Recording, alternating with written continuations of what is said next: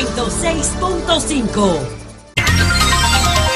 4:10 minutos. César Dargan, vicepresidente ejecutivo del CONEP, está por aquí. Buenas tardes, bienvenido, caramba. Buenas tardes. Bien. Esta fotografía antes que César Yo pensé en mire lo que tienen que hacer los partidos políticos. Enfócame aquí, Jovita, miren. Atención los partidos políticos. Descríbelo. Vengan. Describa para los que están en radio. No hay camarógrafo. Acá, Sí. mire, usted ve eso, mire, ese es el sector empresarial, experiencia y juventud, mezclado. Eso es lo que tiene que hacer la clase política dominicana. Ahí Adelante, están César. Pedro Brache y don César Dargan. Experiencia y juventud. Buenas tardes, César. Buenas tardes, contento Qué de gusto. estar finalmente aquí con ustedes, amigos todos. Gracias. Qué bueno. Igual. El CONEP como que está un poquito calladito con ¿Cómo relación a las grandes discusiones que hay en este momento.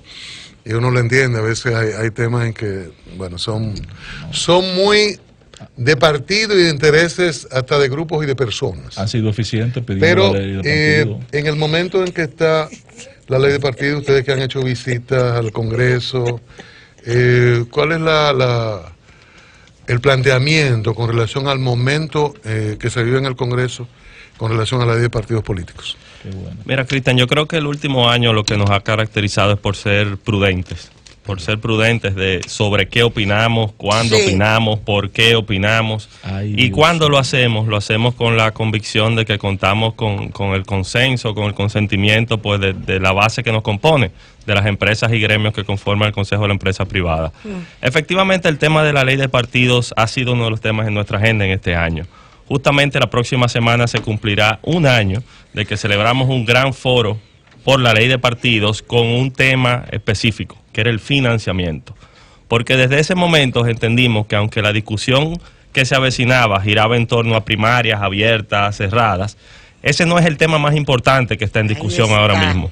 Lo que la República Dominicana no se puede dar el lujo es de acudir a los próximos comicios con un marco legal desfasado, con un marco legal que tiene muchos vacíos ante los temas de actualidad, y por eso pusimos sobre la mesa un tema como el del financiamiento. Y muchos se preguntaban, bueno, pero ¿y qué hace el sector empresarial hablando de financiamiento? Si eso puede ser un arma de doble filo, si son también quienes muchas veces aportan a las campañas. Y lo hicimos de una manera responsable y transparente, porque lo que le dijimos fue la transparencia, la institucionalidad, un marco legal actualizado nos beneficia a todos. Entonces, en la coyuntura que nos encontramos ahora, un año después, es de preocupación, porque no nos hemos callado, no hemos perdido ni un instante en recordar que se necesita una ley de partidos. Hemos visto la discusión sobre un tema muy particular, hemos visto que esa discusión ha enfrentado a sectores políticos dentro de un mismo partido, hemos visto otros actores políticos con diferentes posiciones, pero lo que entendemos es que sería un grave error que pase esta legislatura sin que la República Dominicana tenga una ley de partidos y tenga una ley de régimen César, electoral. Un paréntesis ahí, CDN está dando una información que dice de último minuto, que dice que Estados Unidos sanciona al senador Félix Bautista, a quien acusa de corrupción. Vamos a ver los detalles un poquito más adelante. De la sanción. Adelante. ¿Qué tipo de sanción? Te quería preguntar, César, sobre la ley electoral. Yo sé que tú estás consciente, porque conozco tu formación en todos los órdenes, de que prima en importancia la ley que debe regular la organización de las elecciones. Yo estoy más preocupado por la ley electoral, porque la Junta Central Electoral no tiene el mecanismo, el recurso jurídico para administrar el próximo proceso electoral. Y el sector, el factor de poder que ustedes representan puede impactar y crear las condiciones para que la que se apruebe en lo inmediato sea la ley electoral, el régimen electoral. Perdón, con tu venia, como dicen los abogados. Hay un cable de AP fechado en Washington que dice que Estados Unidos congeló este martes los bienes del senador dominicano Félix Bautista Rosario, a quien acusó de actos de corrupción relacionados con la reconstrucción de Haití tras varios desastres naturales. La Oficina para el Control de Activos Extranjeros, OFAC, por sus siglas en inglés, adscrita al Departamento del Tesoro, dijo que además prohibió a personas naturales y jurídicas estadounidenses realizar transacciones financieras y comerciales con Bautista Rosario y 5 empresas relacionadas con él. Constructoras Adon S.A., Soluciones Eléctricas y Mecánicas Adon S.R.L., Seidmed Ingeniería S.R.L., Inmobiliaria Rofi S.A. y Constructora Rofi S.A. El senador Bautista usó su posición para incurrir en corrupción, incluyendo lucro con esfuerzos humanitarios relacionados a la reconstrucción en Haití, dijo en un comunicado Sigal Mandelker, subsecretaria del Tesoro para el Terrorismo e Inteligencia Financiera. El diablo. Washington dijo que Bautista Rosario ha sido acusado públicamente de lavado de dinero y que tras mover influencias obtuvo un contrato del gobierno haitiano por $10 millones para labores de reconstrucción, pero no completó las obras.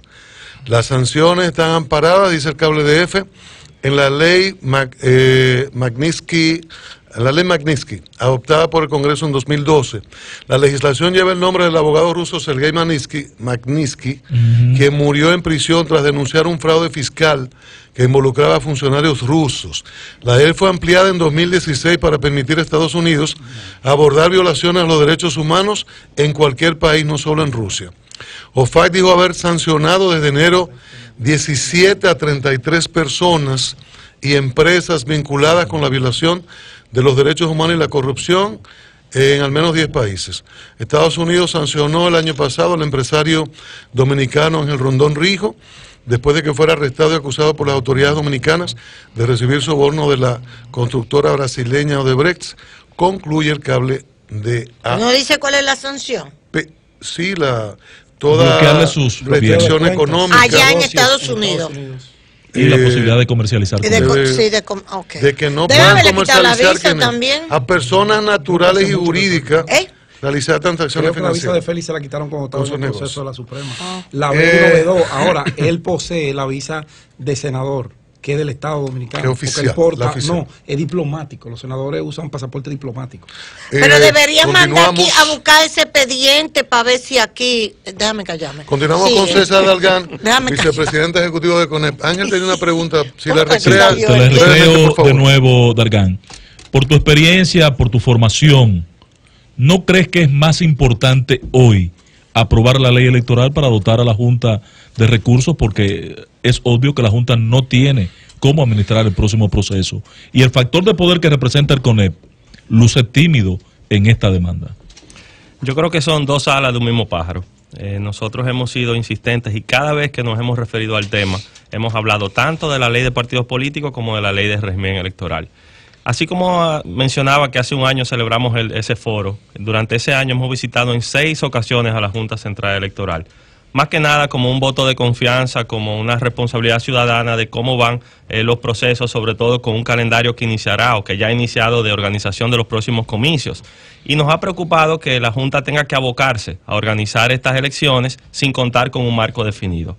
La ley de partidos políticos conllevará la regulación interna, la convivencia a lo interno de los partidos políticos. Hasta la escogencia de los candidatos. Hasta la escogencia de los candidatos, el uso de los recursos, la capacitación, la transparencia. Hasta la escogencia de los establece procedimientos de renovación de sus directivas, pero todo eso interno.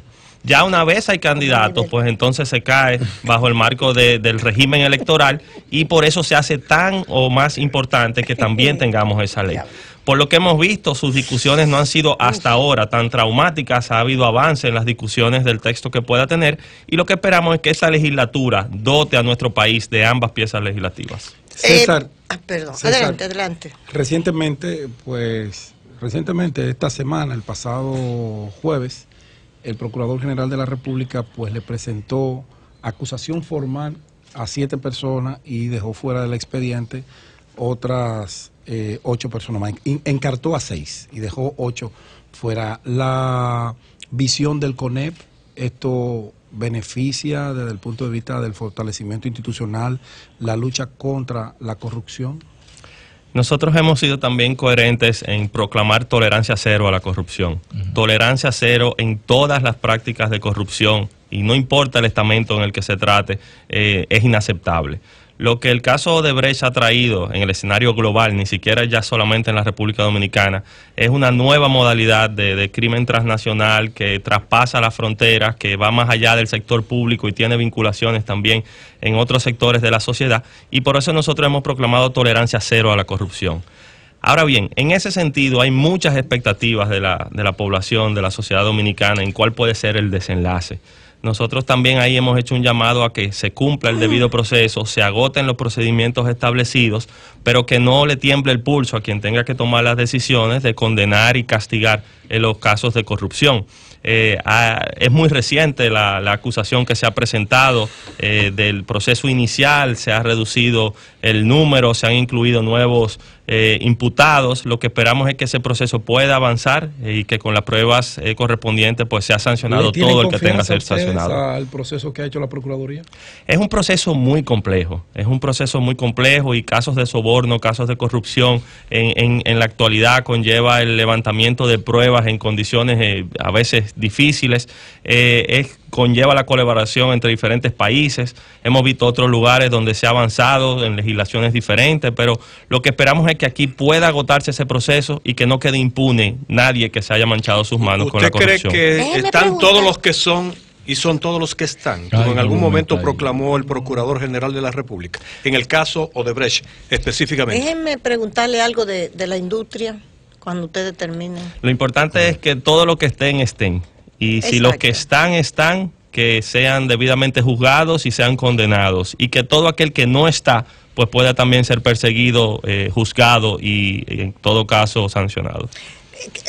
Hay algo que yo quisiera que usted, a lo que usted se refiriera, y es declaraciones que han dado sectores industriales como Don Campo de Moya recientemente, que decía que había todo un proceso de desindustrialización aquí en el país y que eso había que revertirlo y que la industria no estaba recibiendo el apoyo que necesita la industria para poder mantenerse, para crear empleo, para producir, etcétera, etcétera. ¿Cuál es la posición del CONEP con respecto a esas declaraciones de Don Campo de Moya? Gracias, doña Consuelo, y su vinculación y su amor patriótico, yo sé que la lleva a una defensa constante de la industria nacional. Así mismo. Mire, la semana pasada el Consejo Nacional de la Empresa Privada celebró su 55 aniversario. Sí. Y en esta ocasión lo ha celebrado con una membresía que está compuesta por 50 asociaciones y 55 empresas. Cuando surgió, hace 5 décadas, en el año 63, precisamente buscaba una serie de reivindicaciones y por primera vez después de la dictadura, pues los diferentes subsectores de nuestra economía se sentaban en una mesa y trazaban una agenda en común.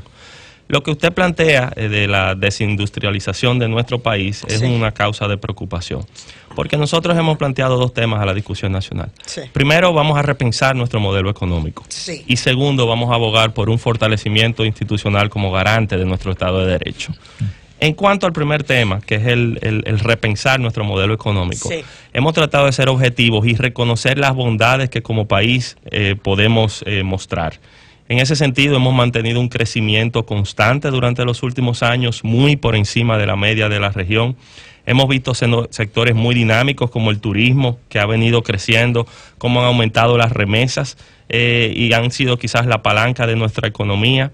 Hemos visto acertadas políticas monetarias, que por ejemplo el año pasado, que a mediados de año se perfilaba un decrecimiento de nuestra economía, lograron que termináramos en los lugares correspondientes. Hemos sido líderes en atracción de inversión, es decir, hay muchas bondades que presenta nuestra economía. Sin embargo, hay nubarrones en el cielo. Hay factores internos, que son reformas estructurales que están pendientes, y hay factores externos que lamentablemente nosotros no controlamos. Y empezaré por los externos. La República Dominicana es un país altamente consumidor de petróleo. Y que está experimentando ahora mismo aumentos no previsibles en el precio del barril de petróleo. Solamente en este año hemos visto un aumento de cerca de $30. Eso es algo que conlleva ajustes en las finanzas del país y que no necesariamente tenemos nosotros cómo responder al mismo. Hace algunos años, cuando ocurrió y el barril de petróleo se encaramó sobre los $100, pues éramos parte de una plataforma denominada Petrocaribe que nos permita pagos en el tiempo con un financiamiento y que fue después una deuda digamos, satisfactoriamente renegociada por nuestro gobierno. Sí, es cierto. En unas condiciones muy favorables para nuestro país. Sin embargo, si esa escalada del precio del barril de petróleo continúa sin un colchón como el que hemos tenido, conllevará algunos ajustes internos que implicarán sacrificios importantes para nuestro país. Pero por otra parte, lo que hemos visto es que para mantenerse en el escenario actual, nosotros como país debemos generar divisas. Sí. Y yo les hablé del turismo y cómo avanza, les hablé de las remesas, pero nosotros tenemos que exportar. Como país nosotros tenemos que exportar. Y lamentablemente hemos encontrado un límite de cerca de los 10.000 millones de dólares que a nosotros como país no nos puede satisfacer. Eso. Por eso nosotros saludamos cuando se declaró este año por parte del gobierno como el año de promoción de las exportaciones. Hemos acompañado en todo lo que se ha planteado. Sin embargo, entendemos de que promover exportaciones no se logra muchas veces solo con un decreto. Además de la voluntad política, se necesitan acciones concretas. Exacto. Y es por eso que... Pero, por ejemplo, ¿cuáles? Exacto. Algunas, por ejemplo, que sean una, dos. ¿Cuáles? Nosotros necesitamos apoyar el incentivo de la productividad en nuestro país. Cómo nosotros podemos competir con el resto de la región en las condiciones actuales que nosotros tenemos. Traducción de eso, más específico, por favor. Por ejemplo, sector agropecuario. Y ahora se está desarrollando diferentes cultivos que no han sido los tradicionales para nuestro país. Y les menciono el coco, les menciono la piña, que quizás ahora hay un boom y no ha sido lo tradicional. En los casos más recientes hemos visto el banano y anteriormente veíamos el azúcar, la caña, el cacao, el tabaco. Pero si nosotros queremos competir en el escenario global, nosotros tenemos que ser capaces de cómo en la misma cantidad de terreno, en el mismo área de terreno, producir mayor cantidad con la calidad que requieren los mercados. Sí. Muchas veces nosotros tenemos que hacer ajustes aquí propios de los mecanismos de producción, pero otras veces se necesita transferencia de tecnología. Se necesita transferencia de tecnología, de ver quién lo ha hecho bien, por qué lo ha hecho bien, y entonces que nos expliquen un poquito y nos acompañen en ese proceso. Sí. Si nosotros aquí traemos ahora un técnico brasileño, o trajemos un técnico japonés, que dura aquí, o israelí, que dura aquí 1 o 2 semanas con nosotros en no sé dónde, en La Vega, o en Bonao, o en Moca, en Baní. En fin, si viene aquí un técnico extranjero, al momento de que haya que pagarle a ese señor, hay una serie de retenciones que hay que hacer, que no solamente sería el costo de él venir aquí, sino que con la carga impositiva que tenemos actualmente, más las retenciones por ese servicio, que lo que viene es aumentar la productividad de la República Dominicana, limitan bastante. Hay otro aspecto fundamental y es el tema del el marco legal laboral de la República Dominicana. Ha sido una tarea pendiente ya renovar, revisar la normativa laboral. El Código Laboral de la República Dominicana es del año de 1992. Y en 26 años, y ustedes lo saben mejor que yo, este país ha cambiado y el mundo ha cambiado.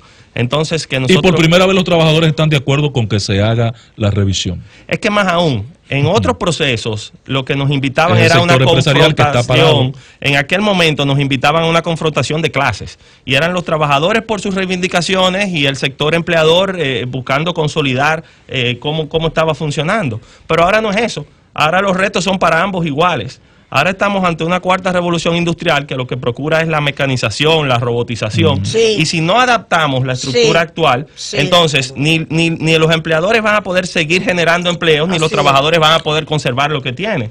Entonces, no está parado por el sector empleador en lo más mínimo. Nosotros estamos más que dispuestos y, de hecho, a finales del año pasado logramos avanzar bastante en el diálogo tripartito. Lo que sí lamentamos es que este año, por diferentes razones, el proceso tomó otra velocidad, pero confiamos que ahora, sobre todo, ha habido un cambio en el Ministerio de Trabajo. Ya hemos conversado con el Ministro de Trabajo y está en la mejor disposición de continuar con este proceso. Pero más que con el Ministro de Trabajo es con Montalvo, que ustedes tienen que hablar, que es el responsable de esa mesa de discusión. Bueno, el titular de la cartera sectorial es el Ministro de Trabajo. Aún así, el diálogo es abierto con el gobierno por una agenda mucho más amplia. Hay esa disposición, ustedes notan que haya esa disposición en el gobierno de oírlos y de entender lo que ustedes están planteando para nosotros generar esa productividad que necesitamos para exportar, porque no es solamente, es el año de la exportación, sino los aranceles, el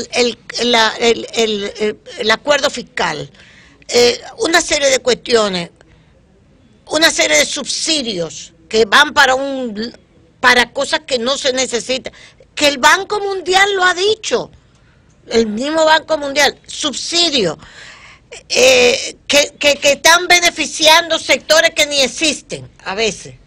O sea, ustedes tienen la oportunidad de discutir todo esto y que se les oiga. Mira, hay espacios establecidos, nosotros estamos participando. ¿Se sienten oídos ustedes? ¿Tú entiendes? Nosotros entendemos que hay un diálogo, hay un diálogo, hay lo una agenda importante. larga y compleja, o sea, hay una agenda de muchos temas pendientes. Lo que esperamos es Se que le muchas oye veces... y le hacen caso también. Sí, lo que esperamos es que muchas veces más allá del diálogo podamos llevar a acuerdos concretos. Por ejemplo, Exacto. sector eléctrico. Nosotros durante exacto. 3 años, más de 3 años, nos abocamos a la discusión de un gran pacto eléctrico, porque así Sí. lo establece la Estrategia Nacional de Desarrollo. En octubre del año pasado fuimos capaces de llegar a sobre 200 consensos que implicaron al propio Pero gobierno. precisamente un empresario fue el que echó atrás y le Sí. tiró muchísima basura. En al nombre de un pacto. grupo empresarial. Ay, y no a nombre de él personalmente, sino a nombre de los industriales de Herrera. Y le hizo muy feas acusaciones o sea, a los le hizo industriales acusaciones y a los todos empresarios. ustedes y a Muy todo el feas. mundo. Quiero decir, el sector empresarial, entonces uno se sorprendió. Claro. Que precisamente fuera un empresario que ahora está haciendo unas acusaciones de a cuánto asciende la corrupción en el gobierno, y dice que son 26.000 millones. Mire, y dio la cifra, parece que él lo tiene contabilizado. Yo le voy a plantear algo y usted me determinará el nivel Sí, de representatividad perdone. en cuanto al consenso que se logró llegar.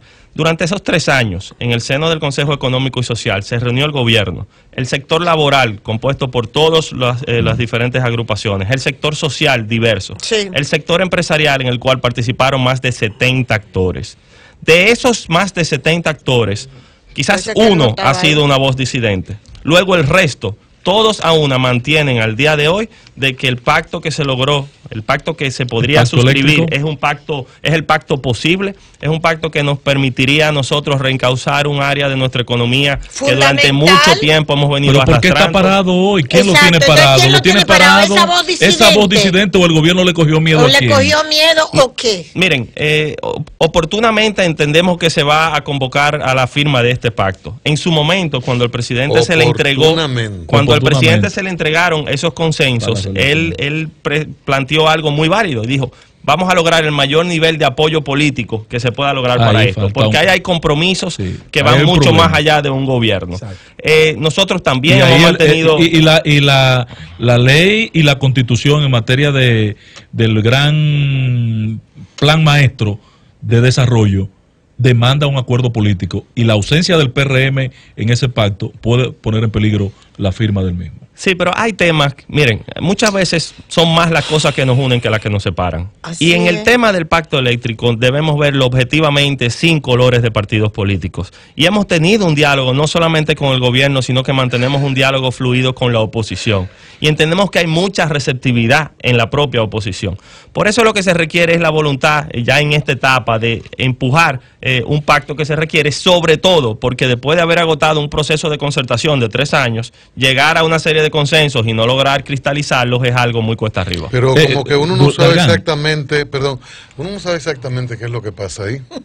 Porque en un momento ustedes reclamaban documentos sobre transparencia de las distribuidoras, que el gobierno no se rehusaba a entregar. Yo no sé si eso se entregó, no recuerdo. Pero como que no es. Al final de cuentas hubo cierto ruido con los industriales de Herrera y la provincia. Pero después que ha pasado el tiempo, uno se da cuenta que no es eso.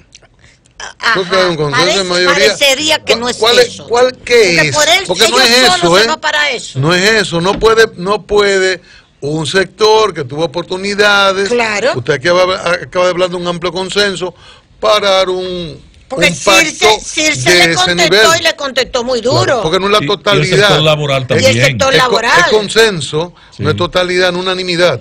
Entonces, ¿qué es lo que no nos han contado? Falta la pata política, ¿Qué? porque se retiró el Partido Ah. Reformista y el PRM dice que no lo va a firmar. ¿Qué es lo que no nos han contado? Bueno. Tú hablabas A ver, del, a ver. del tema, por ejemplo, de las distribuidoras, y hay quienes son críticos de los consensos arribados. Nosotros dijimos, bueno, pero ¿cómo puede ser lesivo al país que si las distribuidoras actualmente acumulan niveles de pérdidas de un 30% y el pacto dice que en 5, 6, 7 años se pueden reducir esas pérdidas a un 15%, eso es algo que le beneficia Sí, a todos? a todos. Porque si se mantienen esos niveles de pérdida, lo que sucederá es que se seguirá subsidiándose un sector que lo que hace es ser deficitario, y eso conllevará mayor endeudamiento. Entonces, ahí solamente hay un tema muy positivo.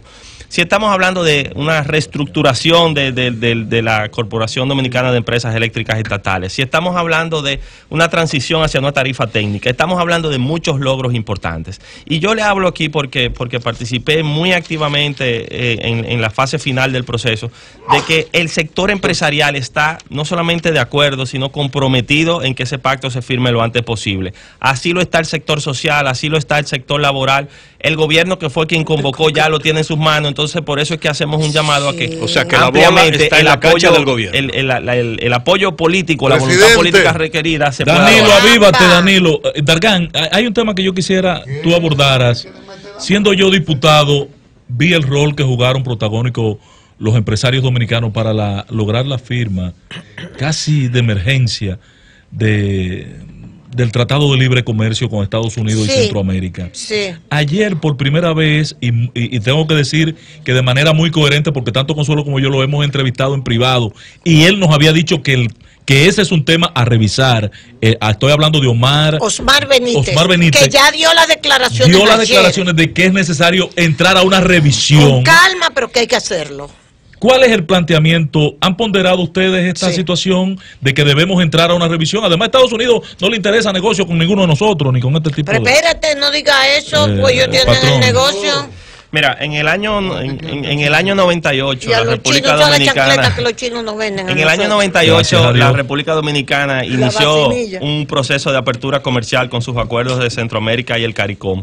En el 2004 tuvimos el DERECAFTA y el último acuerdo suscrito por nuestro país fue el 2008, con la Unión Europea. Correcto. Hasta el 2008 la República Dominicana suscribió 5 acuerdos comerciales que nos dan acceso preferencial a 49 países.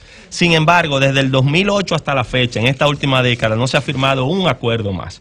Porque entendimos como país que los niveles de apertura a los que habíamos llegado, lo que conllevaban era ajustar el aparato productivo interno para poder competir ante esa apertura comercial. Lo que no se ha logrado. Lo que planteó ayer, sí. el ministro de Agricultura es algo que tiene mucha lógica y tiene mucho sustento.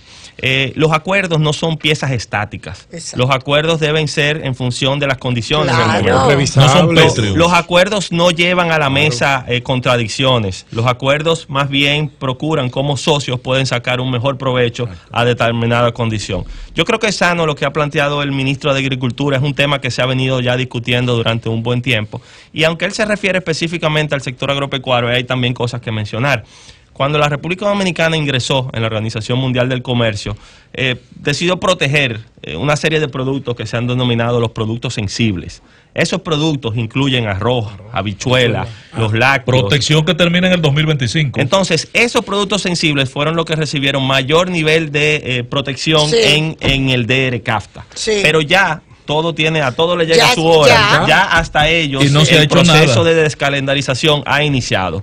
Lo que ha planteado el ministro de Agricultura, o al menos es lo que interpretamos por sus declaraciones en la prensa, es que podamos tener un diálogo con nuestros socios y buscar una medida. El propio acuerdo tiene espacios que permiten que eso suceda, que se extienda durante un tiempo, sobre todo si una rama de la producción nacional puede verse afectada, y entonces ojalá de una manera equitativa podamos hacer este Pero ejercicio. nosotros deberíamos Esa hacer es lo la que está noticia haciendo de la Trump tarde, en ¿eh? Estados Unidos, que Ángel El no lo entiende. proteccionismo. Nosotros deberíamos hacer lo que está haciendo el presidente Los países norteamericano, pueden hacerlo, nosotros no tenemos la defendiendo fuerza. a sus productores y diciendo: vamos a ponerle ¿Con impuestos qué por fuerza? encima de todo. Pero Ay, Estados Unidos ¿con qué fuerza se gasta casó? 400 mil millones de dólares en el proteccionismo. Por eso que yo solamente al defiendo sector esa política agropecuario. de Trump. Oigan, No podemos competir con Mira, eso. echa Bueno, ahí César, está la noticia Finalmente, ¿cómo es? está de acuerdo el CONEP con la la revisión del DERECAFTA. al DERECAFTA. Qué bueno. Y déjame ampliarlo un poquito solamente en Esos qué es lo son que estamos de temas, acuerdo. señores, Lo que nosotros fundamentales de este entendemos país. es que en general Estos son la temas República fundamentales. Dominicana debe revisar su política comercial.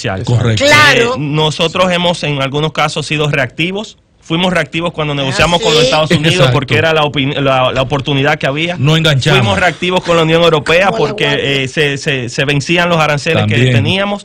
Sin embargo, también hemos sido proactivos en muchas otras veces. La política comercial de la República Dominicana debe orientarse hacia la proactividad y por eso es que el llamado no es revisar un acuerdo en específico, es revisar como país dónde estamos hoy y hacia dónde es que queremos ir. César, muy brevemente, tú acabas de decir César, que nosotros pero tú tenemos... sabes mucho. Sí, yo estoy asombrada. pero yo le voy a decir por qué.